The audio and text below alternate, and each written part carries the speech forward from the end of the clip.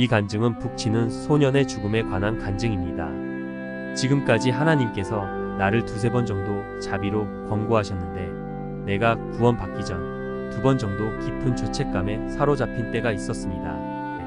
나는 미국 전쟁 당시 미합 중국의 군의관으로 종군하게 되었는데 게티스버그의 전쟁 후에 수백 명의 부상병들이 병원을 메웠습니다.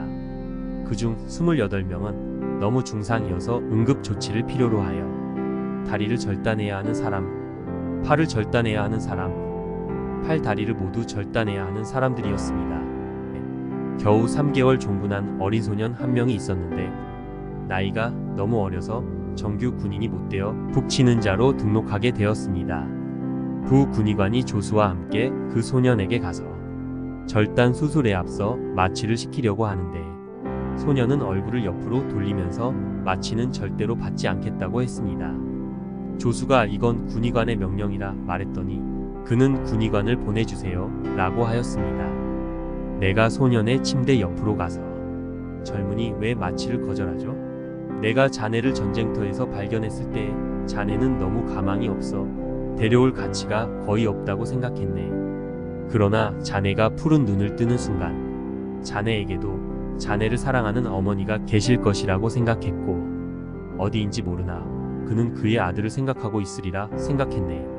나는 자네가 전쟁터에서 죽어가도록 두고 싶지 않아 자네를 옮겨오도록 명을 내린 거야. 그러나 자네는 피를 너무 많이 흘러 너무 약해져서 마취를 하지 않고는 수술을 받기가 어려우니 마취를 하는 편이 좋네. 그는 자기 손을 내 손 위에 놓으며 나의 얼굴을 바라보며 선생님, 어느 주일 오후였죠. 주일학교에서였습니다. 내가 9살이 되었을 때 내 마음을 그리스도에게 드렸습니다. 그때 예수님을 의지하는 법을 배웠고 그때로부터 항상 그를 의지했으며 지금도 그를 의지할 수 있습니다. 그는 나의 힘이요 또한 안정을 주시는 분입니다. 선생님께서 나의 팔과 다리를 절단하는 동안 예수님께서 나를 도와주실 것입니다 라고 그는 말했습니다. 그래도 술이라도 한 모금 마시라고 다시 한번 권했습니다. 그는 다시 나의 얼굴을 바라보며 선생님, 내가 5살 때 어머니께서 나의 침대 옆에 꿇어앉아 나의 목을 안고 찰리야, 너는 결코 술의 맛을 아는 자가 되지 않도록 내가 예수님께 기도하고 있단다. 너의 아버지는 주정꾼으로 죽어서 주정꾼 무덤으로 갔단다. 내가 장성하여 하나님의 뜻에 따라 독주를 마시는 것에 대해 경고받는 자가 되도록 하나님께 기도했단다 라고 말씀하셨습니다. 나는 지금 17살입니다. 지금까지 홍차나 커피 이상의 독한 음료를 마셔보지 못했습니다. 이제 내가 하나님 앞에 갈 가능성이 짙은 지금에 와서 선생님께서 나의 뱃속에 술을 넣어 보내려고 해요 라고 그는 말하였습니다. 그 소년이 나를 바라보는 시선을 나는 결코 잊을 수 없을 것입니다. 그때 나는 예수님을 미워했으나 소년이 예수님께 드리는 충성심만은 존경했습니다. 그가 최후의 순간까지 예수님을 사랑하고 의지하는 것에 큰 감동을 받았습니다. 나는 다른 누구에게도 못한 것들을 그 소년에게 해주었으며 목사님이라도 만나보겠느냐 물으니 예하고 대답했습니다. 군에 소속된 목사님이 오자 바로 그 소년을 알아보았습니다. 왜냐하면 그 소년이 천막 집회에 자주 참석했기 때문입니다. 찰리야, 내가 이렇게 되다니 참 마음이 아프구나. 아닙니다. 나는 괜찮습니다. 목사님, 의사 선생님이 나에게 마취를 시키려는 것을 거절했더니 술을 주려고 했지만 거절했습니다. 지금 만일 주님이 나를 부르시면 나는 올바른 마음으로 주님께 갈 수 있습니다. 찰리야, 넌 죽지 않을 수도 있다.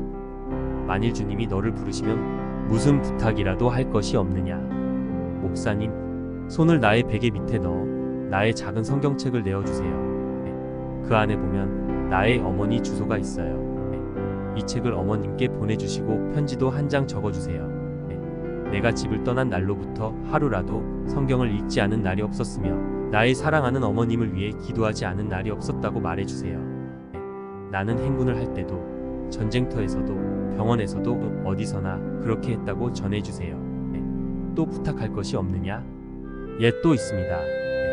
뉴욕주 브루클린에 있는 샌드가 주일학교 부장 선생님께도 편지해주세요. 선생님이 내게 들려주신 모든 친절한 말씀과 많은 기도와 충고해 주신 말씀들은 내가 잊은 적이 없었고, 그 말씀은 내가 위험한 전쟁터에 있을 때도, 지금 죽어가는 이 순간에도 여전히 나를 따르고 있습니다. 나의 늙으신 부장 선생님을 축복하시고 주님께 기도합니다.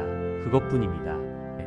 그리고는 그가 나를 돌아보며 선생님, 이제 나는 준비가 다 되었습니다. 나의 다리와 팔을 자를 때 만일 마취를 시키지 않으시면 신음조차 하지 않을 것을 약속합니다. 라고 했습니다. 나도 약속을 했습니다. 그러나 도저히 수술칼을 손에 들 만한 용기가 나지 않아 옆방으로 가서 먼저 진정제를 먹지 않고는 도저히 할 수가 없었습니다.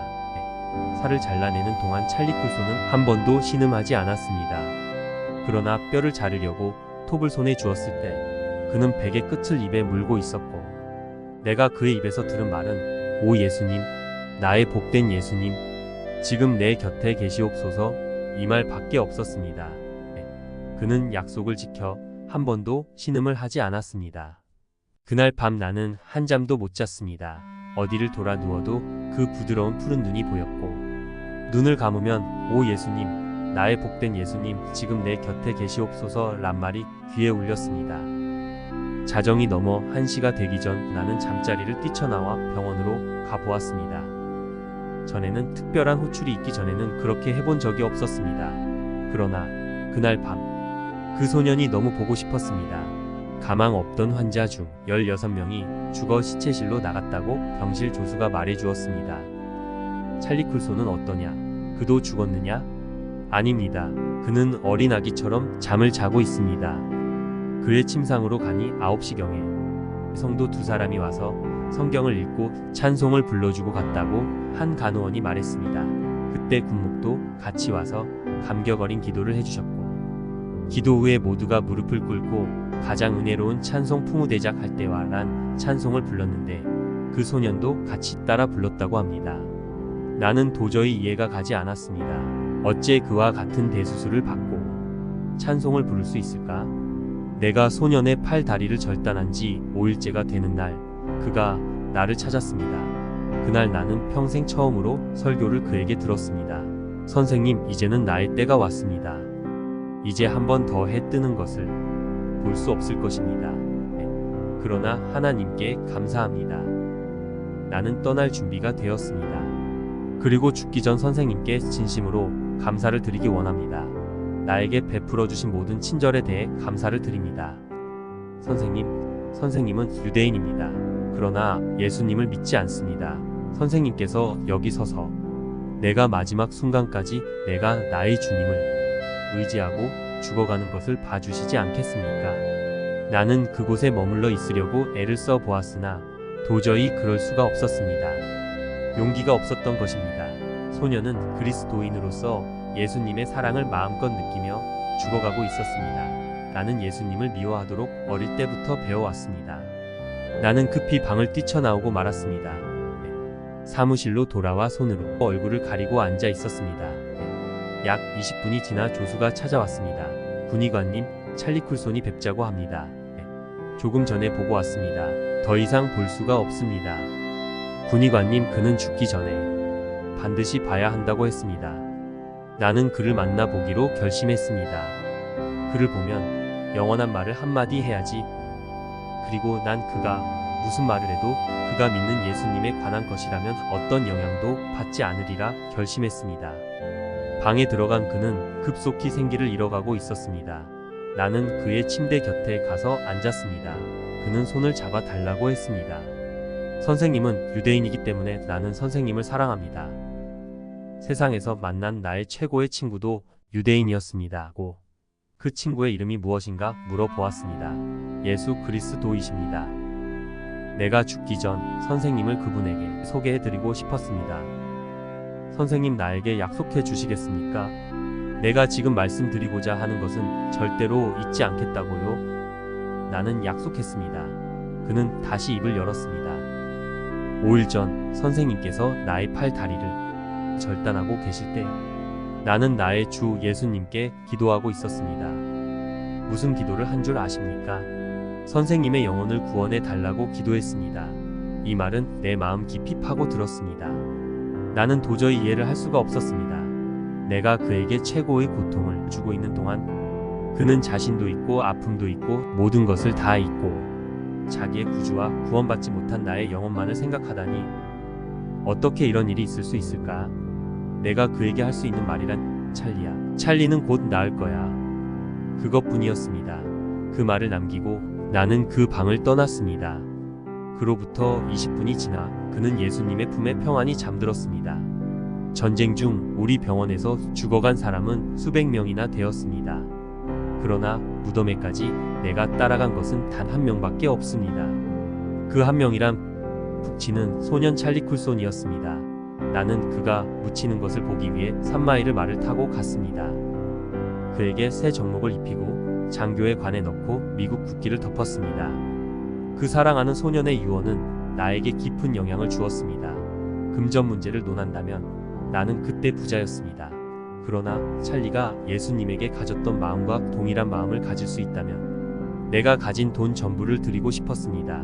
그러한 마음은 돈으로 살 수 있는 것이 아니었습니다. 얼마 가지 않아 소년의 짧은 설교를 잊고 말았습니다. 그러나 나는 깊은 죄책감에 사로잡혔습니다. 사랑하는 소년의 기도가 이루어져 하나님께서 나의 영혼을 구원해 주시기까지 약 10년간 전통 유대교의 입장으로 그리스도를 대항하여 싸웠습니다. 내가 구원받고 약 18개월 후 브루클린시에서 어떤 기도 집회에 참석한 적이 있었습니다. 집회에는 주로 그리스도인들이 주님의 사랑과 자비에 관해 간증을 했습니다. 몇 사람이 일어나 간증을 한 후 한 나이 많은 부인이 일어났습니다. 사랑하는 친구들, 내가 나의 그리스도를 위하여 간증할 특권을 얻었는데 이번이 마지막이 될지 모릅니다. 내가 천국에서 예수님과 함께 있는 나의 아들을 만나리라 생각하니 큰 기쁨이 넘칩니다. 나의 아들은 나라를 위한 군인이었을 뿐 아니라 예수님을 위한 군인이기도 했습니다. 그는 게티스버그 전쟁에서 부상을 입었는데 유대인 의사가 그를 맡아 그의 팔과 다리를 절단했습니다. 그러나 수술 후 5일째에 세상을 떠나고 말았습니다. 그 부대의 군목이 편지해 주셨고 내 아들의 성경도 보내어 왔습니다. 그 편지 가운데 보니 우리 아들은 죽어가면서 유대인 의사를 불렀다고 했습니다. 그는 의사를 보고 선생님, 내가 죽기 전 말씀드리고 싶은 것이 있습니다. 5일 전 선생님이 나의 팔 다리를 절단하고 있을 때 나는 우리 주 예수 그리스도께서 선생님의 영혼을 구원해 주시도록 기도했습니다. 나는 부인이 간증을 듣고 도저히 자리에 앉아 있을 수 없었습니다. 자리에 일어나서 부인에게로 가서 손을 잡으며 나의 사랑하는 자매여, 하나님의 축복을 빕니다. 자매의 아들의 기도가 응답되었습니다. 내가 바로 그 유대인의 의사입니다. 그 아들이 나를 위해 기도했습니다. 그의 구주가 지금은 나의 구주입니다.